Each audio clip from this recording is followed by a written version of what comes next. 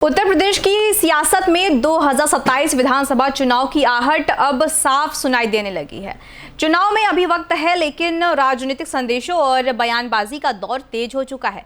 एक ओर समाजवादी पार्टी के राष्ट्रीय अध्यक्ष अखिलेश यादव की शंकराचार्य से मुलाकात ने नई राजनीतिक चर्चाओं को जन्म दिया है, तो दूसरी ओर बीजेपी मंत्री के लुंगी टोपी वालों के वोट वाले बयान ने सियासी तापमान को और भी ज्यादा बढ़ा दिया है।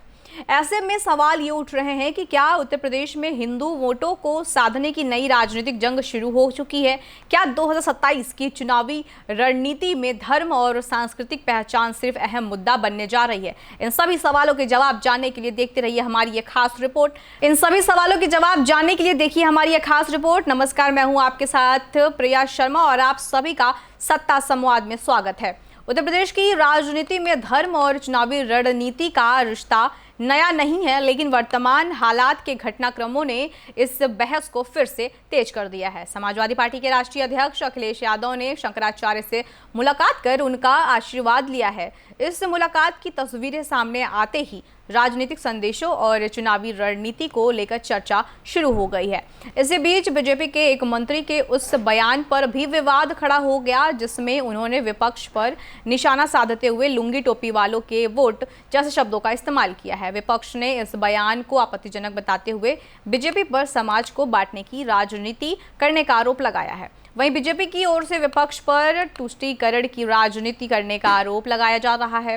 राजनीतिक जानकारों का मानना है कि उत्तर प्रदेश में चुनावी राजनीति अब केवल जातीय समीकरणों तक सीमित नहीं रह गई है।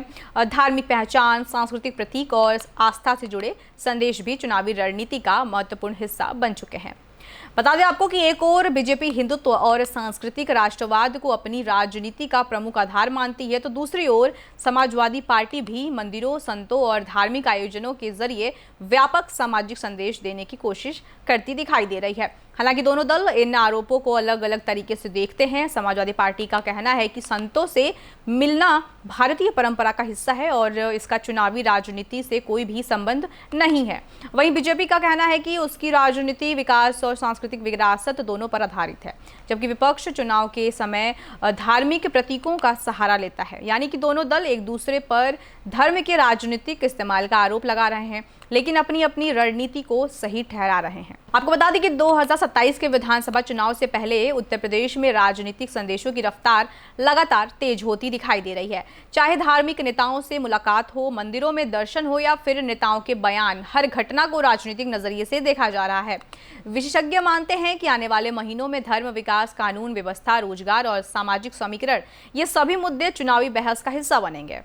फिलहाल इतना तय है कि उत्तर प्रदेश की राजनीति में चुनावी तैयारियां तेज हो चुकी हैं। अखिलेश यादव की शंकराचार्य से मुलाकात हो या बीजेपी नेता का विवादित बयान, दोनों घटनाओं ने राजनीतिक चर्चा को नई दिशा दे दी है। हालांकि ये तय करना कि इन घटनाओं का चुनावी असर कितना होगा, अभी जल्दबाजी होगी। लोकतंत्र में अंतिम फैसला मतदाता करता है और 2027 में भी जनता ही तय करेगी कि किसका रणनीति और किसका संदेश उसे ज़्यादा भरोसेमंद लगता है। फिलहाल के लिए बस इतना ही। देखते रहिए इंडिया डेली लाइव का डिजिटल प्लेटफॉर्म।